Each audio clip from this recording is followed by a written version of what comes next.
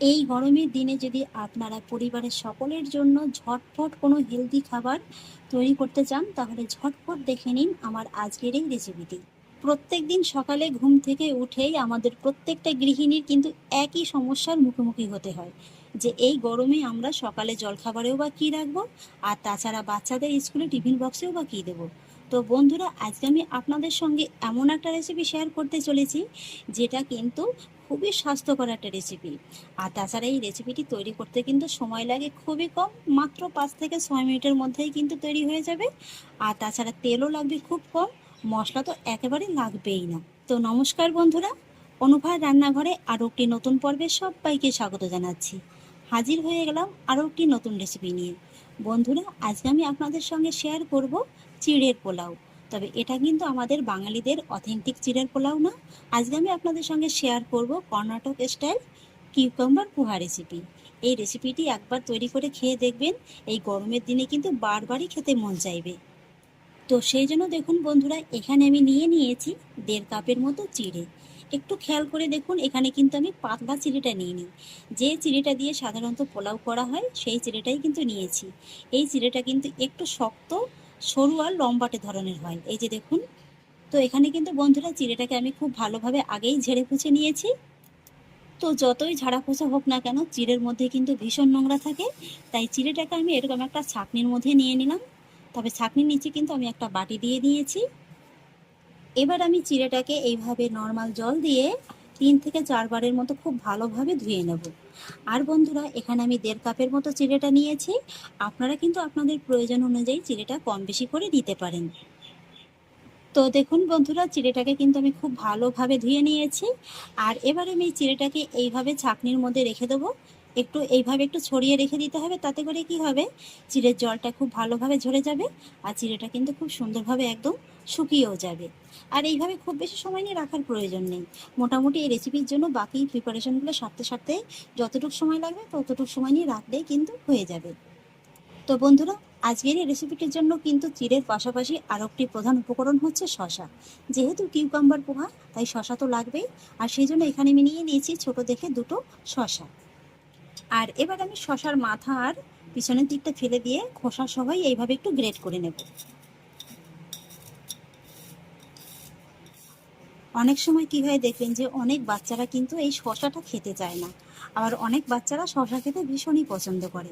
তো যেসব বাচ্চারা শশা কিংবা অন্যান্য ফল খেতে পছন্দ করে না, তাদের তো খাওয়াতেই হবে। তো এইভাবে কিন্তু আপনারা রেসিপিটি তৈরি করে ওদের খাওয়াতে পারেন। এতে করে কিন্তু ওদের হেলথের জন্য এটা ভীষণ উপকারী একটা খাবার হবে। তো শশাটাকেও আমি খুব সুন্দর করে গ্রেট করে নিয়েছি, একটা সাইডে রেখে দেবো। আর আজকের এই রেসিপির জন্য আর কী কী উপকরণ আমি নিয়েছি সেটা আপনাদের রেসিপি চলাকালীন দেখিয়ে দেবো। এবার চলে এলাম রেসিপির মূল পর্বে। গ্যাস ওভেনে একটি কড়াই বসিয়ে দিয়েছি। কড়াইতে দিয়ে দেবো 3 টেবিল চামচ সাদা তেল। আর এবার তেলটা একটু গরম হয়ে গেলে আমি এর মধ্যে ফোড়নে দিয়ে দেবো 1 চা চামচের মতো গোটা জিরে। সেই সঙ্গে দিয়ে দেবো 1 চা চামচের মতো কালো সরিষা। একই সঙ্গে দিয়ে দেবো 1 টেবিল চামচের মতো কাঁচা ছোলার ডাল। আর দিয়ে দেবো 1 টেবিল চামচের মতো বিউলির ডাল। আর তারপর একই সঙ্গে দিয়ে দেবো 1 মুঠোর মতো কাঁচা বাদাম। আর দিয়ে দেবো 8 থেকে 10টির মতো কাজু বাদাম। এখানে আমি কাজুটাকে একটু ভেঙে 2 টুকরো করে নিয়েছি। এবার লো ফ্লেমে এই সমস্ত উপকরণগুলোকে কিন্তু আমি একটু ভালোভাবে ভেজে নেব। মোটামুটি 3 থেকে 4 মিনিটের মতো একটু সময় নিয়ে ভাজলেই কিন্তু হয়ে যাবে। ততক্ষণে কিন্তু এই বাদামগুলোও ভালোভাবে ভাজা হয়ে যাবে, আর সেই সঙ্গে কিন্তু ডালগুলোও ভালোভাবে ভাজা হয়ে যাবে।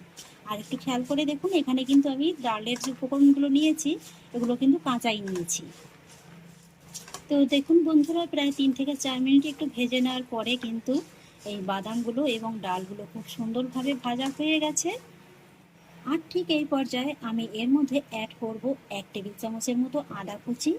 আদাটাকে কিন্তু আমি এইভাবে খুবই ঝিরিঝিরি করে কুচিয়ে নিয়েছি। সেই সঙ্গে অ্যাড করব 2-3টে কাঁচা পাকা লঙ্কা কুচি। এখানে যেহেতু আমি আমার বাচ্চাদের জন্য করছি, তাই কিন্তু লঙ্কার পরিমাণটা একটু কমিয়ে দিলাম। আপনারা কিন্তু যদি বাচ্চাদের জন্য করেন তাহলে লঙ্কাটাকে একেবারে স্কিপ করেও যেতে পারেন, আবার আমার মতো কিন্তু একটু কমিয়েও দিতে পারেন। এবার আমি আদা কুচি আর লঙ্কা কুচিটাকে কিন্তু একটু এই উপকরণগুলোর সঙ্গে জাস্ট কয়েক সেকেন্ডের মতো একটু ভেজে নেব। তবে এই সময়টাতেও কিন্তু গ্যাসের আঁচটাকে একেবারে কমিয়ে রাখতে হবে। 2 থেকে 3 সেকেন্ড বাদে এবার আমি এর মধ্যে অ্যাড করব ফ্রেশ কারি পাতা। এখানে আমি 15 থেকে 16টার মতো কারি পাতা নিয়ে নিয়েছি। কারি পাতাটাকেও আমি 3 থেকে 4 সেকেন্ডের মতো একটু তেলের সঙ্গে নেড়ে চেড়ে নেব। 3 থেকে 4 সেকেন্ডের মতো এইভাবে একটু নেড়ে চেড়ে নেওয়ার পরে এর মধ্যে আমি অ্যাড করব হাফ কাপের মতো নারকেল। এখানে আমি নারকেলটাকে একটু গ্রেটারের সাহায্যে গ্রেট করে নিয়েছি। এবার নারকেলটাকেও কিন্তু লো ফ্লেমে এই উপকরণগুলোর সঙ্গে মোটামুটি এই 3 থেকে 4 সেকেন্ডের মতো একটু ভেজে নিলেই কিন্তু হয়ে যাবে। বন্ধুরা, আপনারা হয়তো বা ভাবতে পারেন যে এই গরমে নারকেল খেলে পেটটা গরম হতে পারে। না বন্ধুরা, নারকেলে কিন্তু পেট গরম হয় না, নারকেলে কিন্তু বরঞ্চ পেট ঠান্ডা রাখে। নারকেলটাকেও আমি 3 থেকে 4 সেকেন্ডের মতো একটু ভেজে নিয়েছি। আর বন্ধুরা, আপনারা এই রেসিপিটা যখনই বাড়িতে করবেন না, তখনই কিন্তু ঠিক এই সময়টাতে আপনারা খুব সুন্দর একটা মিষ্টি গন্ধ পাবেন।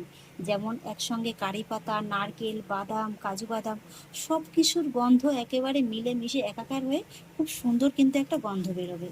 ব্যাস, এখন কিন্তু আমার আর ভাজাভুজি করার কোনো প্রয়োজন নেই। আমার যে সমস্ত উপকরণগুলো ভাজার প্রয়োজন ছিল সেগুলোকে আমি কিন্তু খুব সুন্দর করে ভেজে নিয়েছি। এবার কিন্তু গ্যাসের ফ্লেমটাকে অফ করে দিতে হবে। আর তারপর এর মধ্যে অ্যাড করতে হবে ধুয়ে রাখা চিড়েটা। চিড়েটা দেখুন বন্ধুরা কত সুন্দর একদম ঝরঝরে হয়ে গেছে। আর চিড়েটা দিয়ে দেওয়ার পরে দিয়ে দেবো একই সঙ্গে স্বাদ অনুযায়ী লবণ। এখন কিন্তু বন্ধুরা আর গ্যাসটা জ্বালানোর কোনো প্রয়োজন নেই। এই গ্যাস অফ অবস্থায় কিন্তু এই বাকি রান্নাটা হয়ে যাবে। চিড়ে আর লবণটাকে আমি একটু ভালোভাবে মিশিয়ে নেব। চিড়ে আর লবণটাকে আমি খুব ভালোভাবে মিশিয়ে নিয়েছি। এবার আমি এর মধ্যে অ্যাড করব গ্রেট করে নেওয়া শসাটা।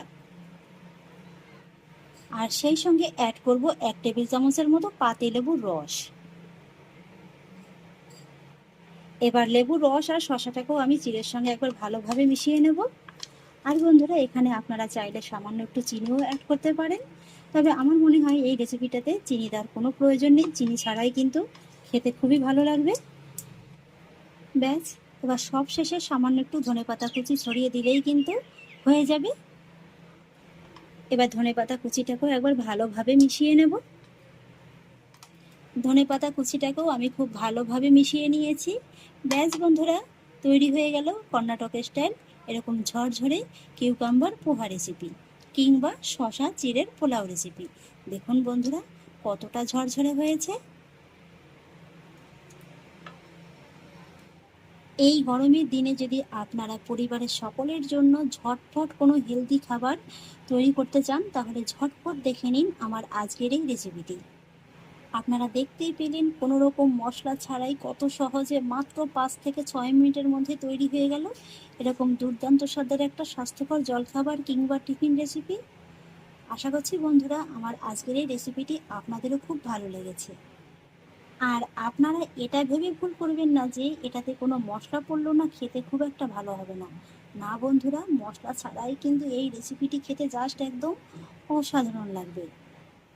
তাহলে বন্ধুরা, কেমন লাগলো আমার আজকের এই রেসিপিটি? আশা করছি আপনাদের খুবই ভালো লেগেছে।